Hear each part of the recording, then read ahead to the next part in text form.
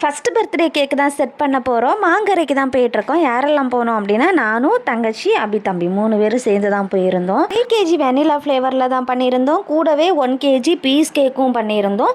Sickle's, பாப்ஸ், donut, cup cakes எல்லாமே இருந்தது. Cake எல்லாமே சூப்பராக செட் பண்ணி முடிச்சிட்டோம். நம்ம கேக்கோட அவுட்புட் இப்படி தான் இருந்தது. இந்த கேக் நமக்கு ஷினோஜ் தம்பி தான் ஆர்டர் தந்திருந்தாங்க, அவங்களோட அக்காவோட பேபிக்காக. கேக்கெல்லாம் செட் பண்ணி முடிஞ்சதுமே நாங்கள் வெயிட் பண்ணிகிட்டு இருந்தோம். அப்புறமா கேக் கட்டிங்கும் நடந்துச்சு. எங்கேயுமே நான் இந்த சீனை பார்த்ததே இல்லை. இந்த பேபி சிக்கிள்ஸை ஐஸ்கிரீம்னு நினச்சி பார்த்து சாப்பிட்டுட்டு இருந்தது. ஐயோ பாவமாக இருந்தது. இப்படியும் ஒரு ஃபேமிலி உண்டா அப்படின்னு தோண வச்சது தாங்க இந்த ஃபேமிலி.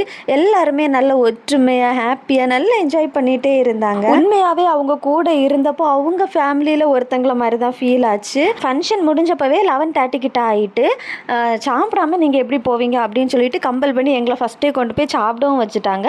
அதுக்கப்புறமா நாங்களும் சேஃபாக வீட்டுக்கும் கிளம்பிட்டோம். அப்புறமா கொஞ்சம் கேக்ஸ் கொடுக்க வேண்டியது இருந்தது. இந்த கேக் மேல்புறத்தில் தான் கொடுக்க வேண்டியது இருந்தது. நம்மளோட க்ளோஸ் அவர் தம்பி தான் ஆர்டர் பண்ணியிருந்தாங்க. அப்புறமா இந்த கேக் பாலவெளியில் கொடுக்க வேண்டியது இருந்தது. இந்த கேக் எங்கள் அம்மாவோட ஸ்டூடெண்ட்டுக்கு தான் பர்த்டே, அவங்களோட அம்மா ஆர்டர் பண்ணியிருந்தாங்க.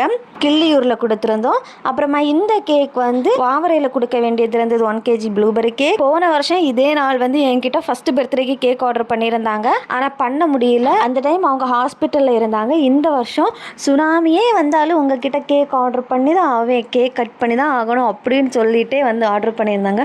ரொம்ப ஹாப்பியாக இருந்தது. அப்படி இன்னைக்குள்ள கேக் எல்லாமே சூப்பராக முடிச்சிட்டேன்.